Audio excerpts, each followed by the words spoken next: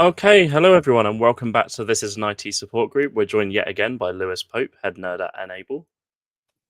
Today we're going to be talking more about security, and Lewis, do you want to just do a little quick intro for those who don't know you? Oh, well, for anybody who's joining us for the first time on one of these sessions, I'm Lewis Pope, one of the head nerds at Enable. Education and advocacy is my focus in my role. But background is I came from, the managed services space, started out as a bench technician many years ago, worked my way up. But focus now is very much on security, implementation, best practices, but also the commensurating in the misery and the hard work of actually doing the thing. So the actual processes of I've been asked to do a thing, how do I actually do the thing? So all right, if it takes a PowerShell script, if it takes Python, if it takes manually auditing the environment, that's the problem solving that I help our partners with over in Enable. Nice. So I guess I'll just jump into the first question of the day. We'll start with the bullet that everyone has dodged the first time, but wasn't so lucky the second time. There were attacks on of a major concern against NPM. What's actually happened there, and what's the concern for sysadmins and more importantly MSPs?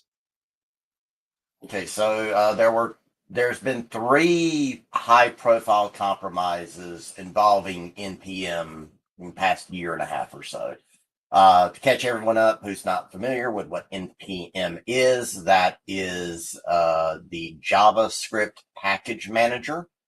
So if you've not familiar, if you ever use WinGet or apt-get or Chocolatey or anything like that, where it's a simple type the one command and a package or a library or an install happens for you automagically.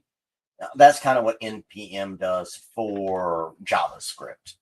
And of course, it's JavaScript is everywhere. You cannot get away from it, no matter how hard you try. Even if you don't think you're relying on it, you're probably relying on it somewhere. What happened for the 2 most recent ones were, one was a phishing and one was a worm.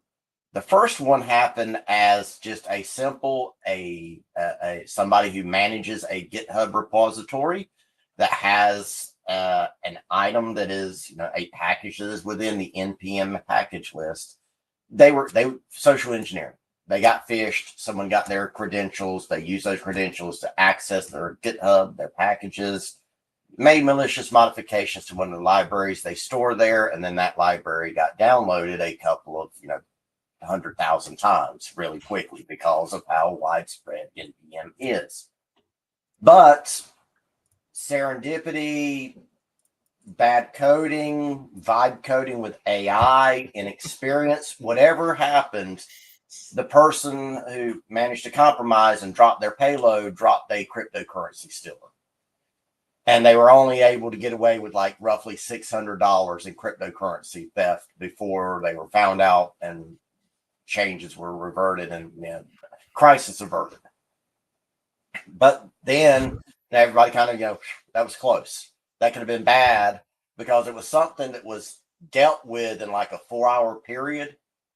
But we're only talking about 4 hours of compromise, hundreds of thousands, or I think it's actually even millions of downloads had occurred of those malicious packages already. Skip forward a few days and somebody else just rolled up their sleeves, handed off their beer to somebody else and said, here, hold this. And they did it a little bit more proper.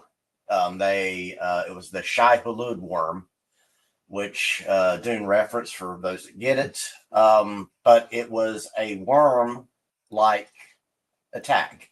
Somebody initially compromised one package. They inserted self-replicating code into that package so that every subsequent every subsequent package that relied on that package would consume that malicious code, embed it, and then further propagate the attack through token thefts and using those tokens to push itself down into more and more repositories. And that's just a self-perpetuating act. It is worm-like behavior. So combination of what it was doing, the scale of what it was doing was the scale of what it was doing, and honestly, the confidence somebody had in naming a component of the actual thing, because it renames directories of shy and blue. So somebody kind of knew tongue in cheek what they were doing with this. So yeah. I think we just lost Lewis there for a second. He's definitely frozen. Give him a second.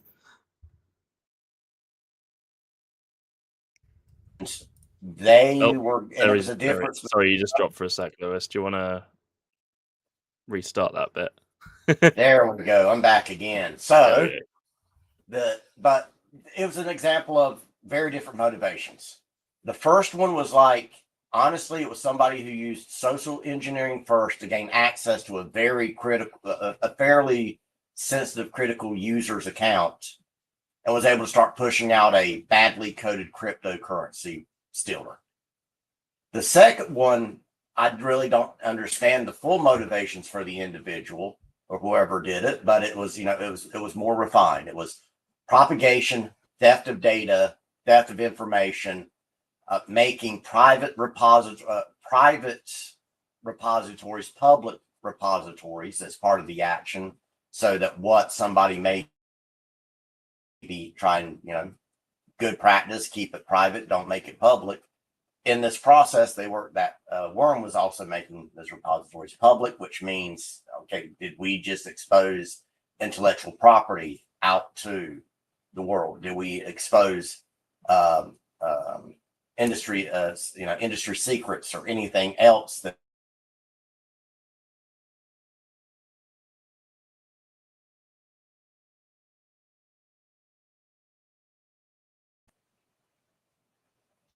propagating out and causing so many problems with so many people so fast? This is something that could have literally been just an absolute firestorm across the internet if they had only changed a few things in what they were trying to do, the actions they were trying to take.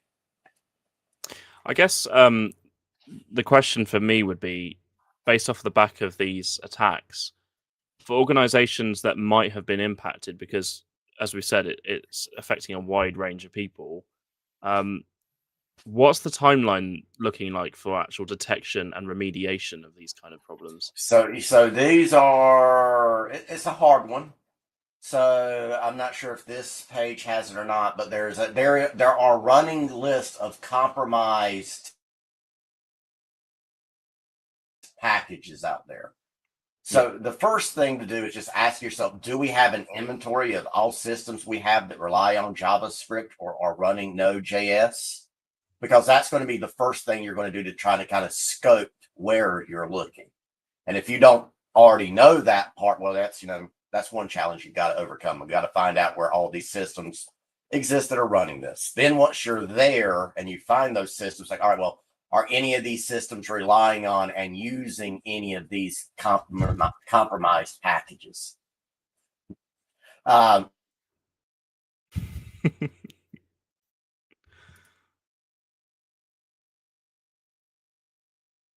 he goes again. Give him a sec. I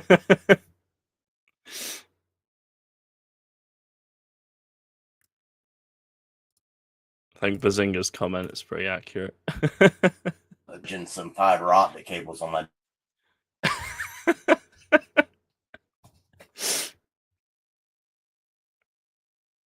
Oh, we're really jittery today. Give him a sec. There we go. Back. I changed. I went from 2.4 to 5. Let's see if that makes a difference. But it is a challenge. First, it's to find the nodes where you're running Java in the first place. Then you got to read through the list of, all right, who wrote this? Do I know who wrote this? Can I ask them, or do I have to write scans to look through the packages that are being used? This is not an easy one. This isn't it can be a little bit easier. Something you could do like at scale right now very easily is, if you have a SIM solution, is to go into that SIM and start looking for any NPM calls and see what those NPM calls were. When were they made? Were they in this time frame?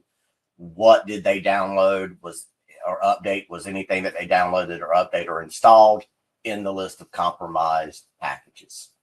That's the simplest path. It's right grungy, it's right manual on some of it, but that's just the simplest path to go and check it out and verify or not. This should be something, this responsibility to deal with this is something that should be on whoever is managing the secure software development lifecycle for you. Whoever kind of that falls underneath their purview, this should be their issue to deal with. This is in their wheelhouse. So I guess from that then, what should development teams themselves be doing differently in their CI/CD pipelines to actually catch these kind of things a bit earlier? Is there anything they can do? Yeah, so one is, static and developer scanning, live scanning, build time scanning, runtime scanning. Yes, that is extra money. That is extra licenses. It is extra resources being consumed. But that's the only that's the only practical, nobody's manually watching it all the time approach. Yeah. That's one thing you kind of have to bite the bullet on nowadays. Another thing is, go back and ask the questions of, do we want to rely on external libraries or not? There's something to be said for, there's always the general guidance of you don't roll your own encryption. Absolutely. But there's a lot of other stuff that's like, do you really need to go rely on somebody else's package they created for making it easy for you to choose a color swap, a color palette swatch or something in your application? Yeah. Could you not have just coded it yourself? So there's a little bit of how much you're relying on the ease of open source and all of this free stuff that's out there. That great, take advantage of it, but contextualize and make sure you're actually doing the risk management exercise on it of, we're choosing to use this free thing that somebody else is maintaining, that's not being paid anything to maintain it, yet we're building something that generates hundreds of thousands of dollars a month or year for us on it. Yeah, there's a business decision is being made there that is raising the risk and exposure in that situation, and not a comfortable conversation for you to have to be in and stand your ground on whenever you're just a developer or a software engineer trying to say why you should not do this to a business or a decision leader that doesn't want to pay for the supported version of something.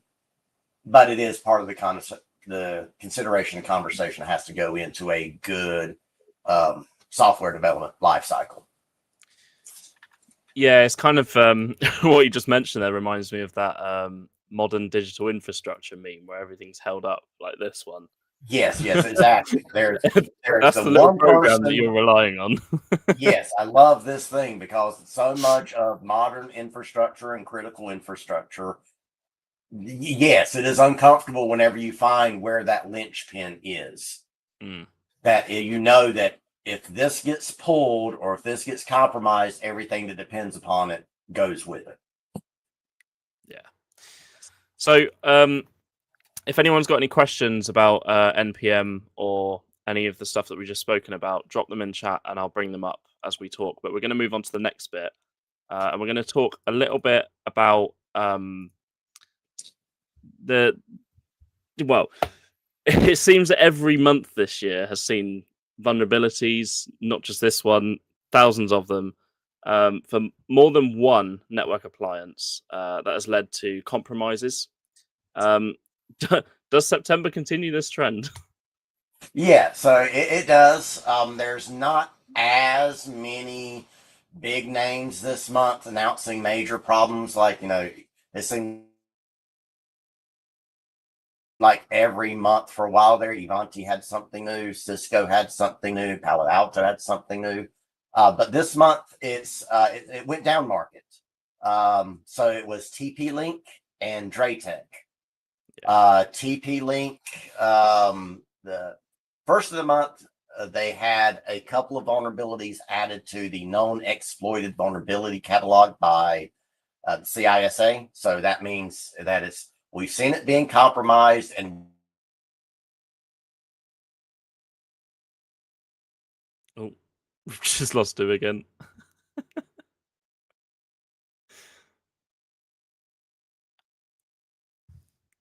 So yeah, we're exploring authenticated RCE, and this is a CVE that was needs to just be came out. addressed for anybody that have to adhere to that.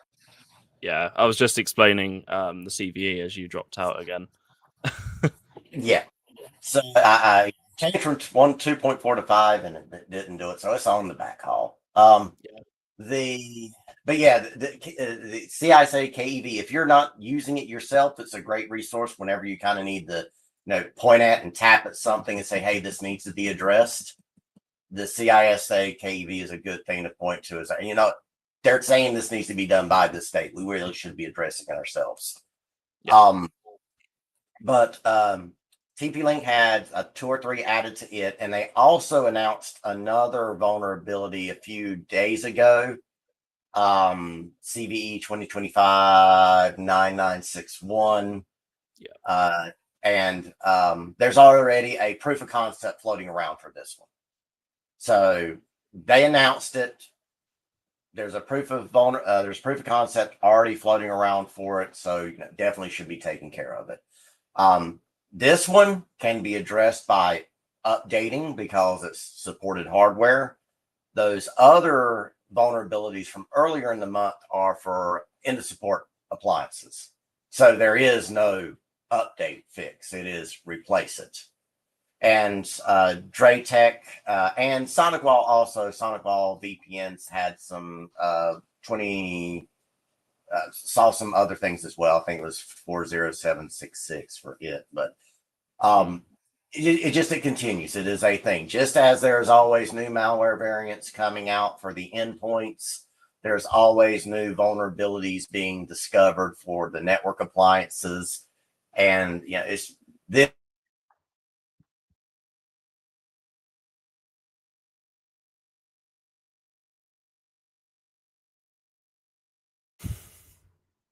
Give him a sec.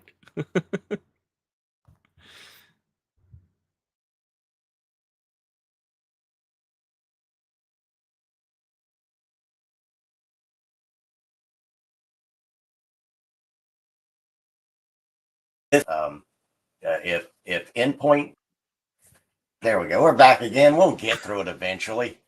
But yeah, this is all just a highlight that yes, you need a patching program just as desperately for your networking equipment as you do for your workstations and servers. As much time and attention and effort as you're putting into that, you should probably be putting just as much effort into your network appliances. Vulnerability assessments and vulnerability scanning, making sure the firmwares are updated, secure configurations and all that. Yeah. So I guess a follow-on question from that then is, we have a lot of members of our groups that are also owners of smaller organizations and MSPs. Without having these dedicated security teams to pick up major issues like vendor CVEs coming out suddenly, what's the most practical approach that you'd recommend for staying on top of these? Because they're just going to keep coming up. This is not going to be the first or the last. Yeah. It's just... So depending on your personality and the types of businesses you support, you're either going to take offense to the next statement or you'll agree with the statement. Standardize the stack and don't give your clients a choice. Yeah. Because you, as who you are, operating with your limited resources, you just laid out the entire problem. You can't keep up if you're trying to support anything and everything that your clients happen to have. It's an impossible task. You absolutely could do that if you're internal IT and you're only worried about a single business. Yeah, sure, you'll figure out how to stitch together everything that is there because it's your headache to take care of. But when you're switching over to MSP, there is that I'm going to be special. I'm going to take care of my clients however they are and whatever they currently have, and I'm not going to make them spend more than what they need to spend to get the job done.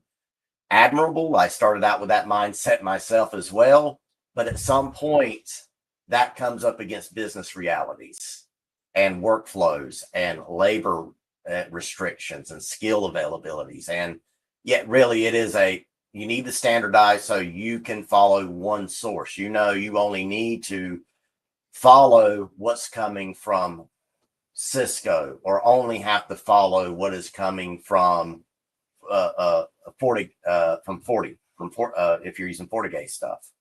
So that's the first thing. I think that's the most important thing, is shrinking the pool of knowledge you have to possess. Yeah.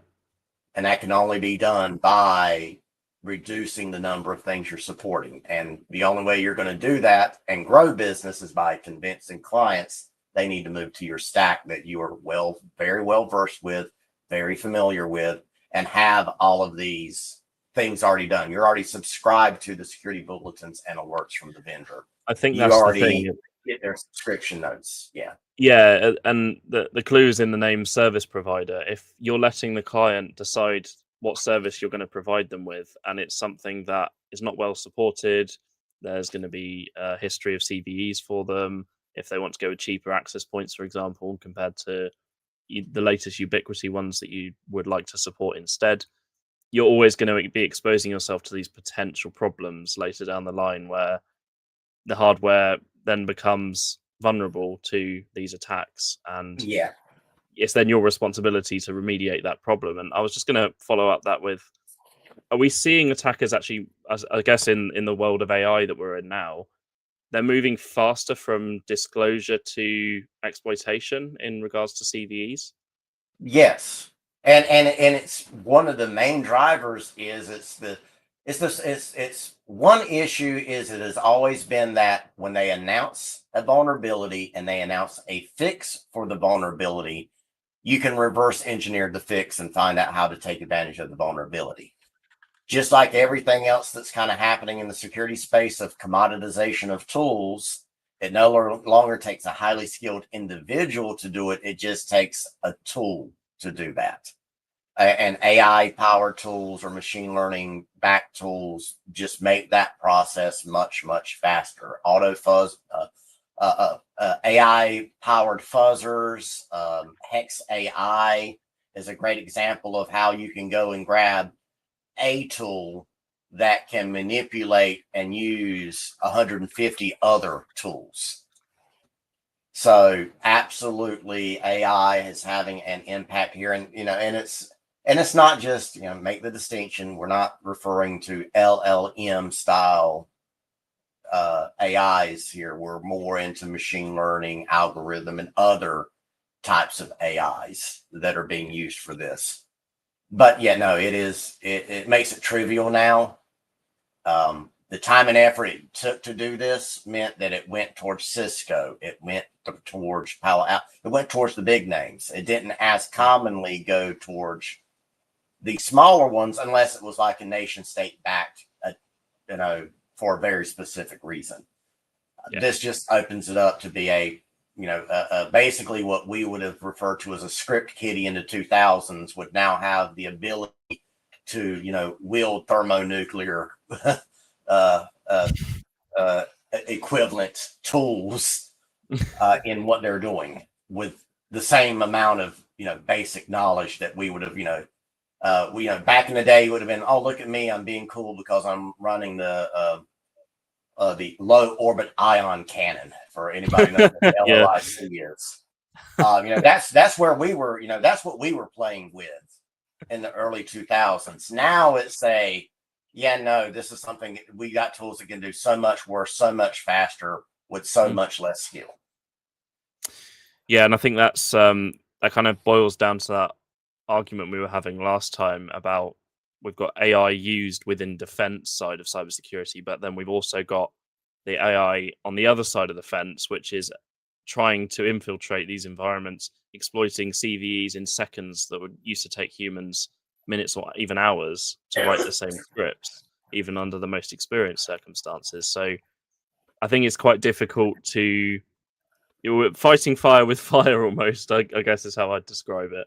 You are. It is, and it's asymmetrical. It is making it harder and harder for you on the defense side, on the blue team side. You're not getting as many cool new tools to help you out with this as the red teams and the attackers are. They are the ones that are really getting to cut their teeth and push the edges of what they can do, and we are definitely playing catch up on the defense side. Yeah. Okay then. So I guess we'll move on to the next section, and we'll talk about conversations around cybersecurity. What you should actually be concerned about often gets steered by what's in the news and making our headlines, and that tends to be what the main discussions are. But what happened in the last 30 days that hasn't gotten attention that you think should have? So I don't think there's anything in the past 30 that's not like you need to know about it. There's definitely in the next 30 you need to know about, especially for anybody that's in the North American market here in the US. We will be losing the safe harbor provision of the Cybersecurity Information Sharing Act on September 30th. So just cutting through all of the legalese really quickly, it's basically it was a safe harbor law that was part of or safe harbor rule in this act that we passed back in like 2017 or 15 that basically says if you share security event or cyber attack information with the federal government or with other entities for the purpose of, hey, we're sharing this intelligence so that we can all learn for this and share the knowledge and improve our collective defenses, it gave you coverage. It meant that somebody couldn't come after you for like violating an NDA or a breach of contract or anything else like that. So like if you had a client that got upset that you shared information about their attack with the feds, with the FBI, or with a professional group or something like that, as long as you were like properly, treating it properly and not unnecessarily releasing more information than what was needed, you kind of got the protection of that's fine. You can do that. You can talk about this. We potentially, unless they renew it, will be losing that on September 30th here in the US, and then that'll be it's a new concern for you. If you are going to, what this is going to be for the average technician, engineer, probably not that much. For CISOs, for security researchers, this is actually a concern for them because it is one of the shields that you use that allowed you to do your job. Yeah, I think it's one of those situations where you have involvement from the government and based off of a decision based on policy or law, especially for smaller businesses that especially rely on these kind of things, there's suddenly overnight a huge change in how they need to operate their audits or any of their involvements within any of their clients' environments and their systems. I think this is something that we need to keep an eye on. Who actually makes these decisions in government, and why do we need to keep an eye on these kind of things? So it's all one of those. It's like, who is making these decisions? Which committee does this go through? Who's writing the rules? Who's lobbying? Who's providing the guidance and counseling? Which group wrote the legislation that a legislator is just going to pick up and regurgitate as it was written without any modifications? Here in the States, it's very much a lobbying game of who's got the time and the money to go plead their case. There are some organizations here in the States that are there's a really good grassroots organization, the National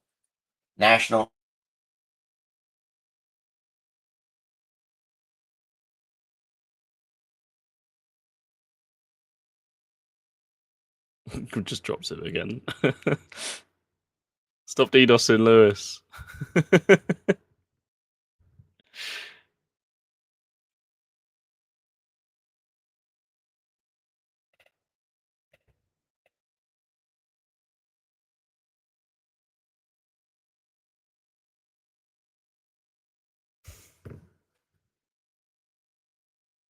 I'll start explaining something and then he'll jump back in again. So just give him a sec.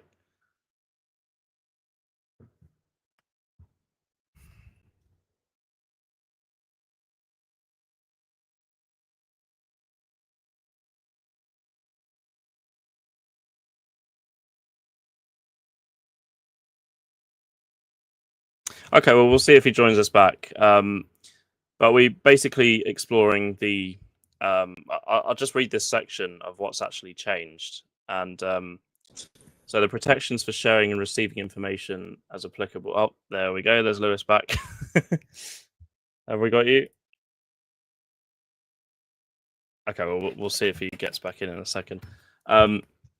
So to actually qualify for protections here, information sharing must be done in accordance with CISA's requirements, including the requirement regarding removal of personal information. And this protection of liability is the situation that is changing and is the most important thing to keep an eye on.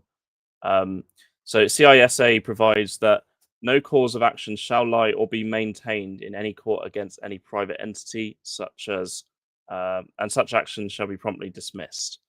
And that is the main change here that we are looking at, which for smaller MSPs, as we go on to the obtaining liability protection element of this change, is where we're going to be seeing the most impact. Lewis, have we got you back? Yep. I Awesome. took the time to do some trace routing while I was trying to get back on, and it's like it's horrible. It's like my 66 milliseconds for my lag, and I've dropped like 10% of my packets in the past few minutes. No. So I heard a little bit though of you going through and describing, what this actually is that we're losing that protection, and that is it can be, especially if you're like a more in the consultative role, or you're in the cybersecurity research, or you're in the contractor role. This means a lot more to you because when you're working for somebody else, you kind of get you're getting some protection because of them as well as a business entity. But when you're off on your own, you lose that level of protection as well. And this goes as well, it's a new risk factor that you have to calculate into what you're doing. Yeah. So I guess moving, if anyone's got any questions again, just leave them in the chat and I will pin your comments as we go through the sections. But shall we talk a little bit more onto the next topic, which is Microsoft? And just a few days ago, they announced that they'd seized 338 websites to disrupt a major phishing operation as a systems admin or blue teamer. In this situation, what's worth knowing about it? All right, so this is another one of those. Microsoft doing what Microsoft does. They have their investigative arm. It was MCU, MDU. I forgot what the acronym is for it, but they're the ones that does the investigation and kind of pushes for these types of actions. They went to court. Yeah. They went to court in the Southern District of New York, got the court order to seize all of these servers. That's nothing new. They have done that before. But this time it was 338 domains that were seized that were part of a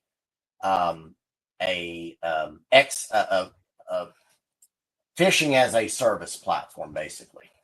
It's called Raccoon 0365, and it provided phishing kits and the associated infrastructure that was needed to generate the convincing phishing emails, the attachments, the phishing websites, and everything else, and mimicking the entire Microsoft branding look and feel so that they would be convincing.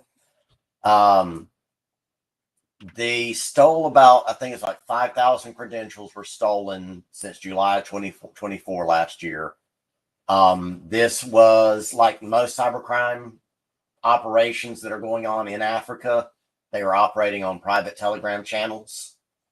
There's about over 800 members, and that's how they facilitated access to the platform, payments, customer support, troubleshooting, all that.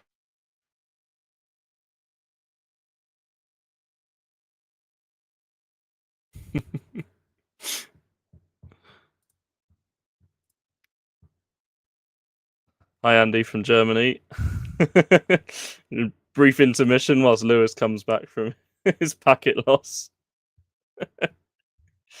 So yeah, we're looking into People Raccoon out of those 03. people were. There we go. Now I'm back again. There we go.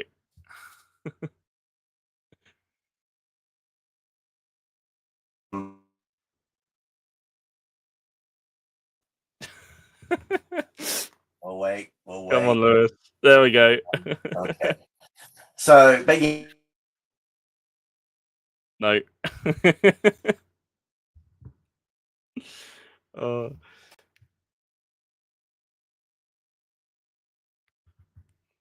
Yeah, it was all managed underneath the Telegram. No. We'll wait. We'll see how long I stick this time. You just started explaining and you dropped out again.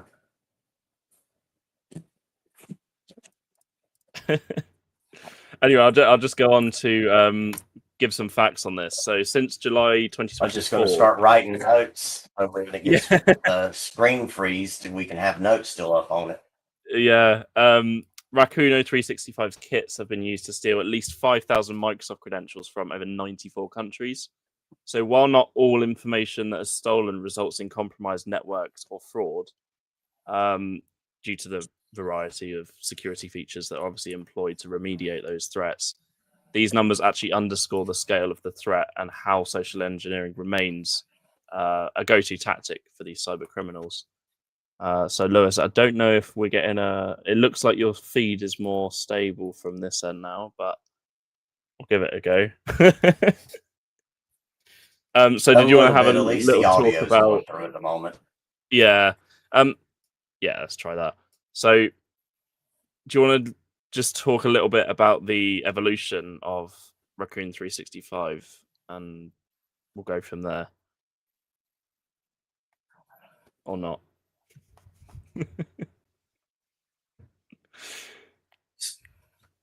All right, so if this is coming through clear enough, the N365 attacks have been, it's been an evolving thing.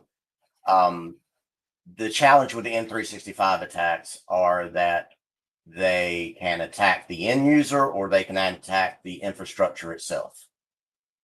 And it's a lot harder to defend the attacks against the infrastructure. That's what Salt Typhoon did a couple of months ago whenever they targeted a bunch of major corporate N365 tenancies.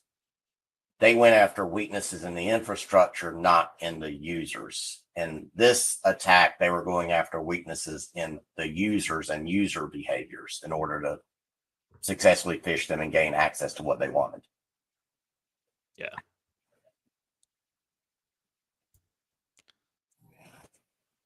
And it's a lot harder for you to defend against one type than it is the other. I think another notable thing about this particular attack with Raccoon OS is also the fact that this is another one of just like ransomware as a service. This is phishing as a service that only cost you like $300, $500 to get started with. So the financial return on investment is very compelling for somebody that does not have other options. So very eager people being given access to tools that promises them money means they are going to use those tools to aggressively try to get themselves money. What does this tell us about the scale of these operations? Because 338 sites seems massive.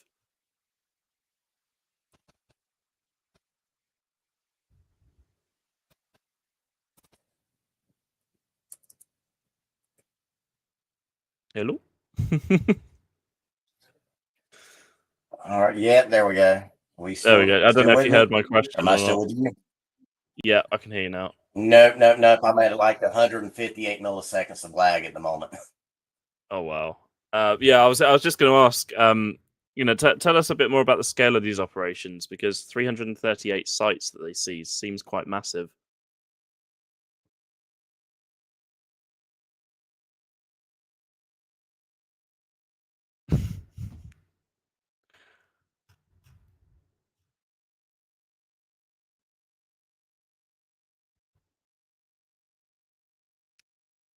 Lewis is not having a good time today with his connection. Yeah, it does not want to play nice with me.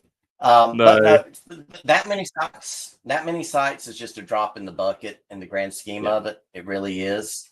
But for an individual operation, that's impressive. That they had that much infrastructure set up and it was coordinated and it was doing what they needed it to do.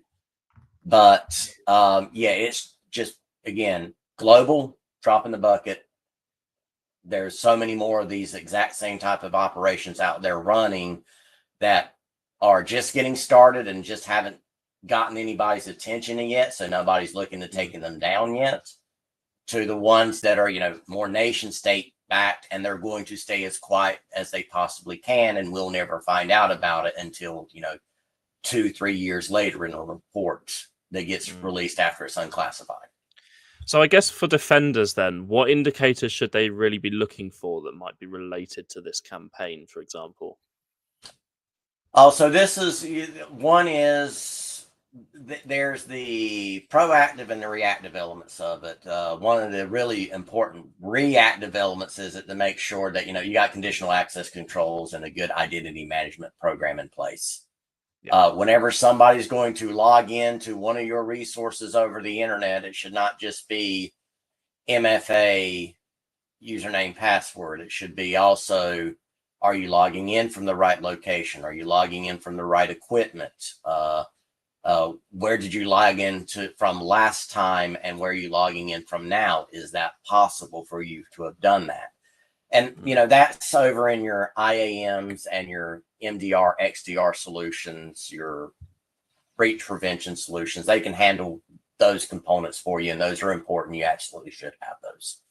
On the preventative side, it's employee training, user training and awareness, and might not have done so much for this particular campaign, but other more targeted campaigns, canaries for your login pages. So one of the tactics that threat actors will do whenever they're targeting someone on purpose and not just an opportunity, they'll go do reconnaissance. They'll find out what you use, what email service is being used, what stacks are being used, what's presented on the front end, so that they can steal that, replicate it, and rebuild that experience. So whenever they're phishing somebody, they're no wiser to it. One of the things you can do is you can embed canary scripts in your public facing resources and websites. So if anybody ever copies it and runs that script on their equipment, that script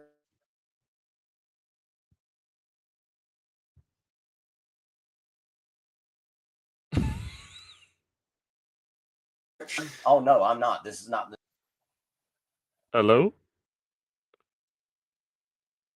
still with you. Got cut off There on you the are. end of it. I got to this script, But yeah, and then you cut out. the script just lets you know, hey, I'm running somewhere I'm not supposed to be. You should probably look into this. Yeah.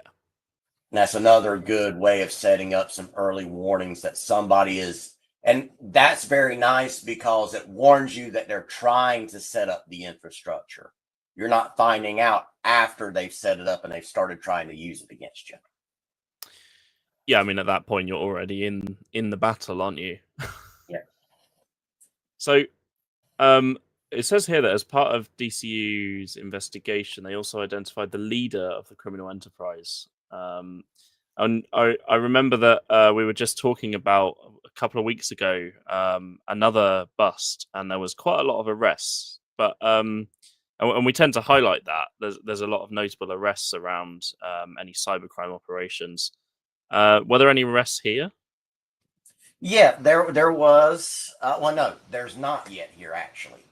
This was not completely civil actions, but this was basically just Microsoft going to the court and saying, "Hey, they're abusing our services, and we don't like that, and we want them to stop it. Give us their domains that are it's part of this abuse." So they got the court order for that. There will likely be, because Microsoft did a lot of investigations on this, and they've got all the information. Really, there likely will be arrests on this one eventually.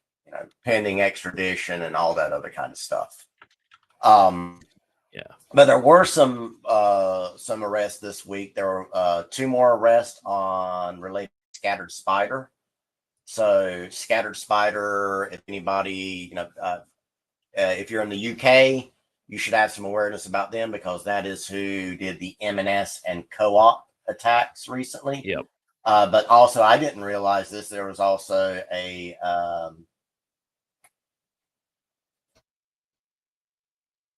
TFL attack last year as well.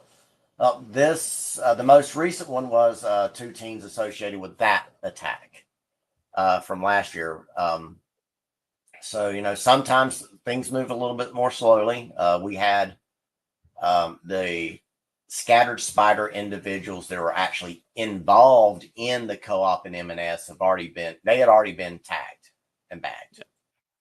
But this one from a year ago, they just did finish with and, make the arrests. So even though it's the same criminal group or cybercrime group, it still may take different paths and different amounts of time for them to, get caught up with different things and different attacks. Yeah, I guess if we look at this from the attacker's perspective, could you walk us through what this kind of thing might look like and how they're successful? Right. So like in this particular one, this is literally I need a job and I know how to use a computer scam.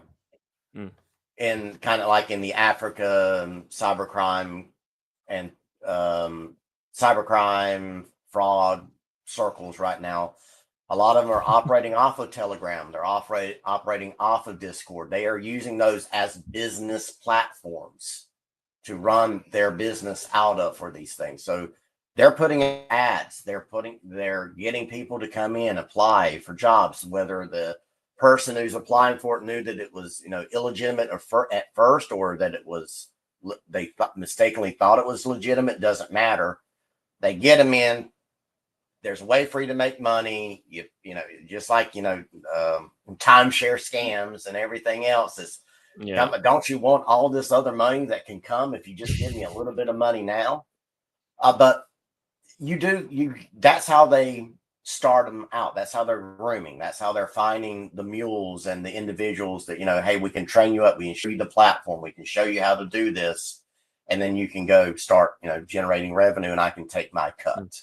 That's kind of how this runs, how this kind of starts up for them. And then it just becomes simply all right, I've now gotten through the interview, have access to the tools. It's now, all right, I'm going to choose a target, and I'm going to put that name into the platform, and that's going to build out all of my stuff for me. It'll build me the email, the display name on the landing page for the website that they're going to get linked to, and it just automates all of that busy work, that manual effort work for them. So all they have to do is find the target, put in some names, put in some information, send the emails, wait. And then once they gain those credentials, it's then on to, well, what are we going to do now that we have these? Are we going to use these for, are we just going to go off and sell these on an initial access broker site? Are we going to leverage these ourselves to set up persistence in the environment so that we can go, sell that as an even more expensive item on an initial broker access site? Do we steal data? Do we use it to go drop ransomware? that was all outside of kind of what It's going so well.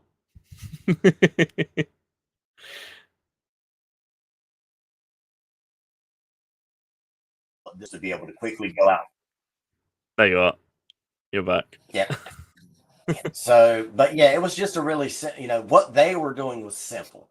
It was a simple, repetitive task for the people that were, there doing it. Wasn't, it's not in-depth skill challenge. It's a little bit of social engineering, and a little bit of training is what a lot of this runs off of. And a lot of other fraud and help desk call center scams and everything else, they all operate off that kind of same model. One person with the talent and loose morals builds a business, trains the other people to do the individual components that they need them to do in the execution of the overall process. But each individual, it's segmentation of duties just on the threat actor side. I get, each one has they have their responsibilities. They tend to those, and they don't need to know any more than that. Yeah, and I think that's kind of something that we should be thinking about, is that not only does it not require as much skill these days, if any, but it's also the fact that due to lots of automation tools and machine learning and AI and all these other language models that we use that can be locally hosted and easily accessible and open source, it's not just the fact that you don't require skill, it's also that it doesn't really take much time or any slog to really get this stuff set up from the attacker's point of view. And I think that's something that we should be really driving home, is that this can happen overnight. Someone can set this up in an hour. Right. Yeah. No, this is one of those things of like the base infrastructure is something that somebody could stand up over a week and a half's time, 2 weeks time, maybe piddling around at it. And once that's done, it's 2-hour training sessions to get anybody else that gets in prepped and ready to go, so they can start using it and conducting attacks, if that. And it's just the scale of economy past that point. Yeah, I guess the following question from a more strategic impact point of view would be, what would be the business case that you'd make to any leaderships of organizations, of whether it's MSPs or maybe clients of MSPs that are looking to strengthen their protection against these kind of threats? How can you make a case to leadership? I think the first thing is it always goes back to, can you translate the technical speak and to business speak? You can make a very compelling argument to me about why something should be done, and I will agree with you, but you could make the exact same argument about why something needs to be done to a C-suite and or a CFO, and they'll look at you with glazed eyes like, okay, that's nice, where's the numbers? So, because that's the language they speak. So it is a learn to manage up, learn to talk up, learn to position yourself and what you're advocating for in a way that whoever you're trying to pitch it to loves their idea that they're about to come up with. So that's one thing, is vocabulary, updating it, speak their language, translate what is a technical concern for you into a business impact for them. That's one of the bigger, that's the core of it. And then for some individual things is see if you can't do an actual return on investment calculation. Can you sit down and show them what the expected loss is for a particular event hitting a department, hitting a piece of equipment?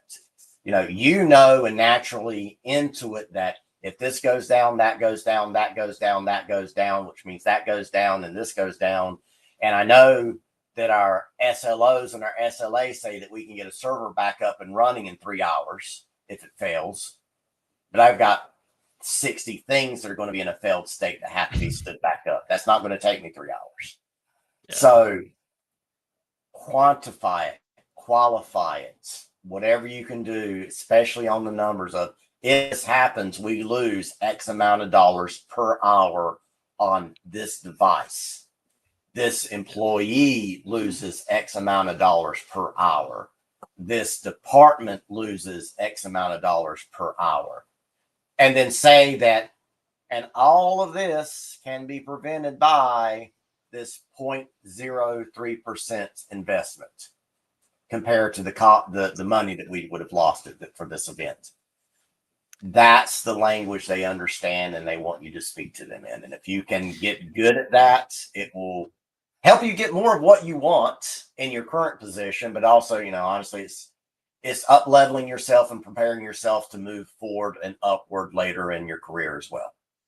Yeah, I think that's great advice. We were actually talking about something similar in terms of a business case with migrating essentially systems that are very old and have a length of support that is kind of running out, and they have to be air gaps, and there's lots of other protocols that you need to use in order to protect these systems.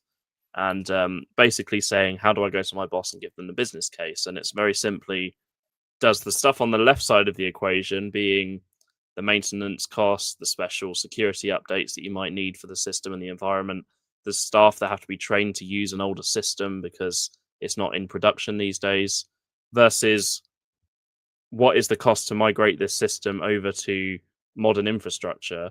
If the argument on the right is cheaper, then it's probably worth then going to your management and saying, okay, I think this system needs to be moved. It's actually cheaper now to move the system to an environment where it's actually in a modern infrastructure. It doesn't have to have all these extra protocols and training in order to protect it. Now is the time that we can move it. And again, it's about balancing the money. What's cheaper to them at the end of the day? And I think that's how I'd summarize that. Yeah, it is, and it is a challenge. It takes extra time. It takes effort that you may want to spend doing something else. But you know, as far as the business is concerned, as long as the dollars coming out is greater than the dollar going in, Yep. It's not going to matter that much. You have to show them that no, this decision does not make us more money. That's kind of what it boils down to. Yeah. Well, Lewis, it's been great to have you on again. If folks listening want to get in contact with you or learn any more about what we've spoken about today, what is the best way that they can contact? Right. So always feel free to reach out to me and find me out on LinkedIn. You'll find me underneath the Security Pope there. You can also find me out on occasion on Twitch underneath the Security Pope as well. That's usually me doing coding or other exercises like that. Nothing too entertaining or fun, but definitely educational. And also you can feel free to reach out to me directly, lewis.pope@n-able.com. And I am more than happy to field any type of conversations or questions that run the full gambit, whether that's professional, career development, or if it's questions about what we do here in Enable around unified endpoint management, managed detection and response capabilities, SIM, backup, immutable copies, all that kind of stuff. Any questions there, you can also reach out to me. Wonderful stuff. Well, we'll see you all next time, and thank you for joining us. All right. Thank you, Ed. Always a pleasure. Bye.